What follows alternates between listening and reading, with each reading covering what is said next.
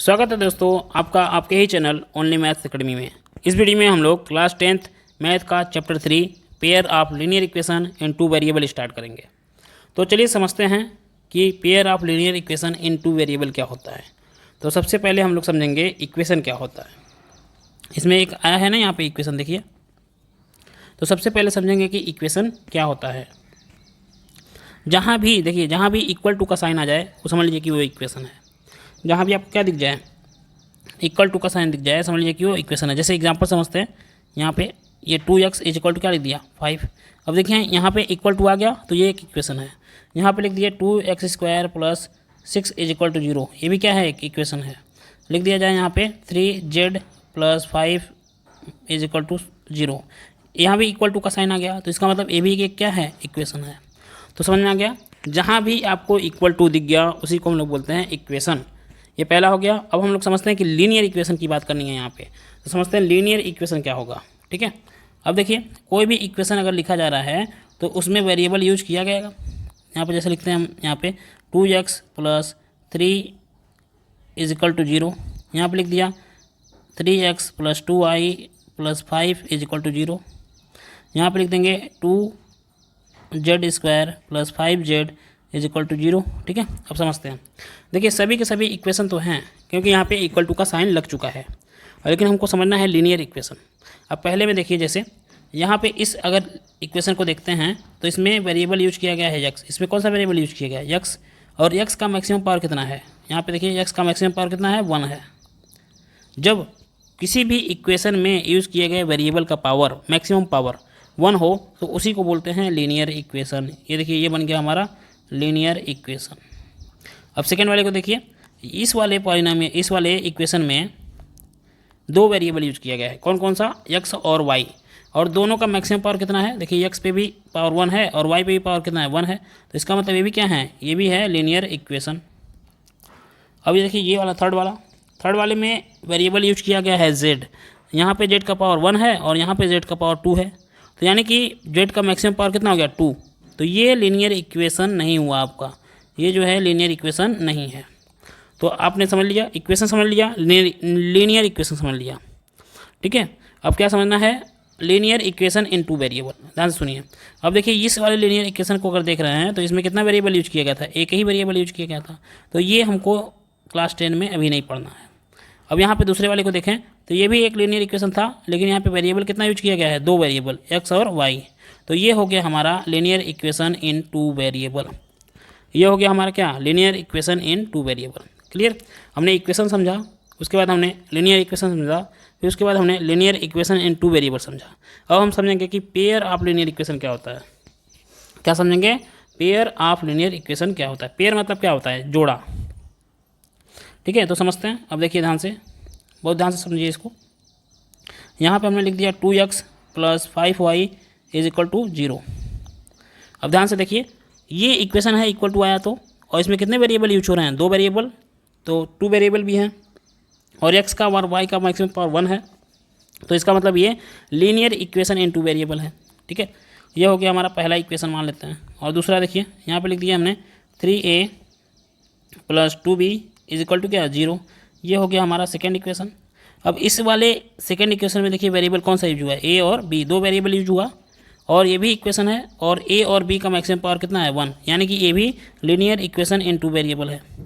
तो हम पेयर पढ़ना था ना हमको, pair of linear equation in two variable. तो क्या बताइए, ये दोनों पेयर हैं, बताइए कमेंट करके आप लोग बताएं।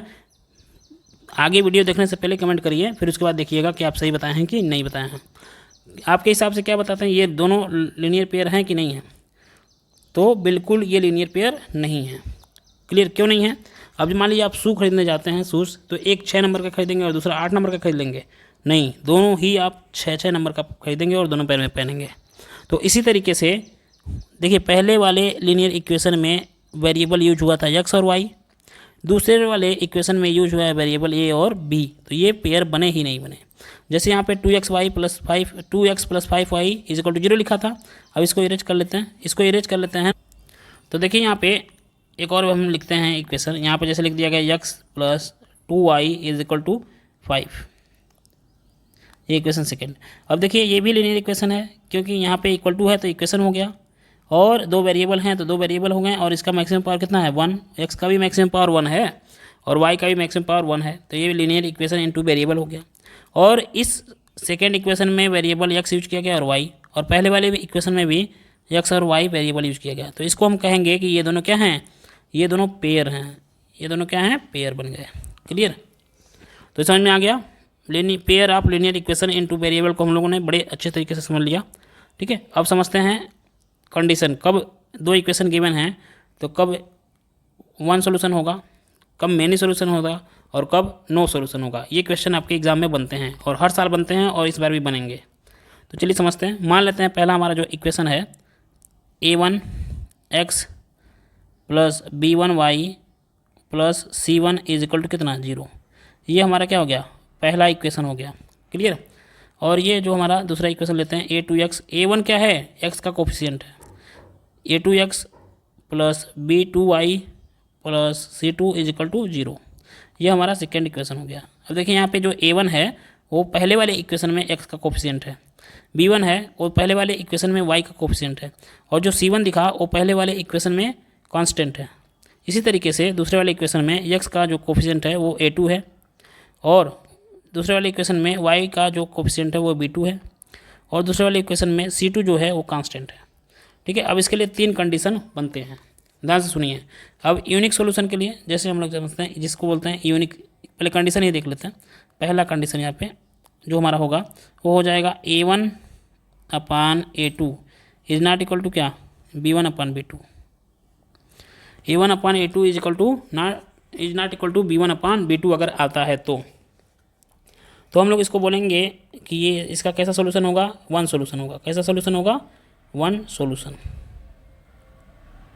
ये वन सोल्यूशन हो गया। और इसी को बोलते हैं यूनिक सोल्यूशन भी होगा, ये कैसा होगा, यूनिक सोल्यूशन होगा, इसी को बोलते हैं हम लोग यूनिक सोल्यूशन।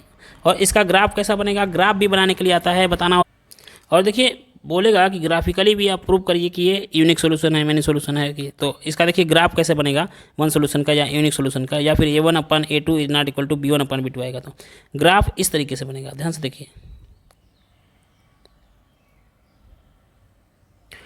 कहने का मतलब जो लीनियर इक्वेशन होता है उसका जो ग्राफ होता है वो एक स्ट्रेट लाइन होता है। ये भी इंपॉर्टेंट क्वेश्चन है, एमसीक्यूज में पूछा जा सकता है। तो जो ग्राफ होता है इक्वेशन का, लीनियर इक्वेशन का, वो एक स्ट्रेट लाइन होता है। अब देखिए वन सोल्यूशन था और यूनिक सोल्यूशन था, तो दोनों इक्वेशन के ग्राफ एक दूसरे को एक पॉइंट पे इंटरसेक्ट करेंगे। कितने पॉइंट पे इंटरसेक्ट करेंगे, एक पॉइंट पे। ये भी क्वेश्चन पूछा जाता है कि कितने पॉइंट पे इंटरसेक्ट करेंगे। पहला हो गया कंडीशन, समझ में आ गया। अब दूसरा हम लोग करते हैं। दूसरा कंडीशन जो हमारा बनेगा ये इस तरीके से होगा, a1 upon a2 is equal to b1 upon b2 is not equal to c1 upon c2 हो जाएगा। अब देखिए इस तरह से अगर कंडीशन बनता है, अभी हम लोग एग्जाम्पल भी देखेंगे तो पूरी तरह से अच्छे तरीके से समझ में आ जाएगा।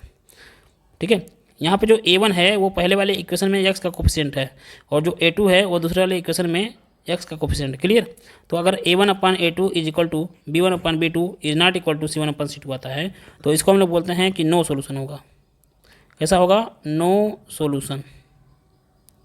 क्योंकि अब देखिए इसका ग्राफ कैसे बनेगा, इसका ग्राफ बनेगा इस तरह से, दोनों इक्वेशन के जो ग्राफ होंगे वो एक दूसरे को इंटरसेक्ट कभी नहीं करेंगे, यानी कि दोनों पैरेलल होंगे।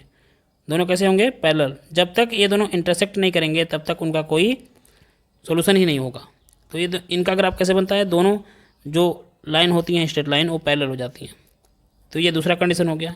अब तीसरा समझते हैं।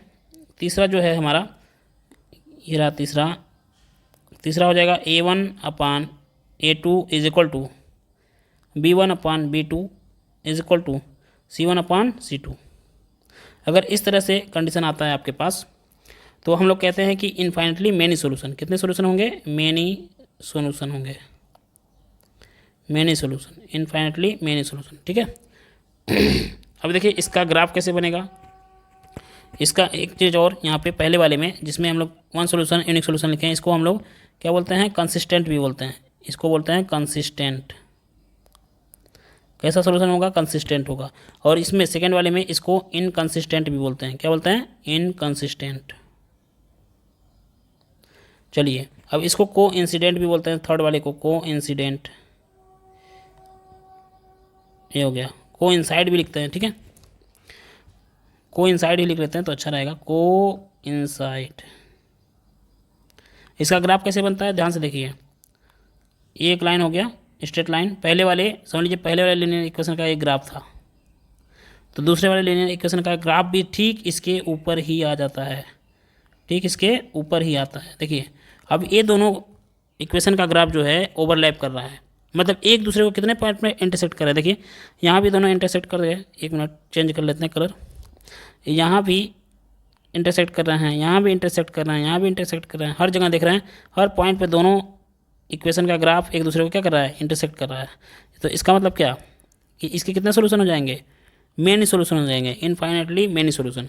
पहले वाले को देखिए ये एक ही पॉइंट पे इंटरसेक्ट कर रहा था इसलिए इसका 1 सोल्यूशन, और ये देखिए कितने पॉइंट पे इंटरसेक्ट कर रहे हैं, ये इनफाइनेटली मेनी पॉइंट पे इंटरसेक्ट कर रहे हैं, तो इसका इनफाइनेटली मेनी सोल्यूशन हो जाएगा।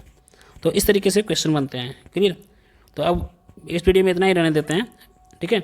और नेक्स्ट वीडियो में हम लोग समझेंगे कि pair of linear equation in 2 variable को कैसे सॉल्व करेंगे।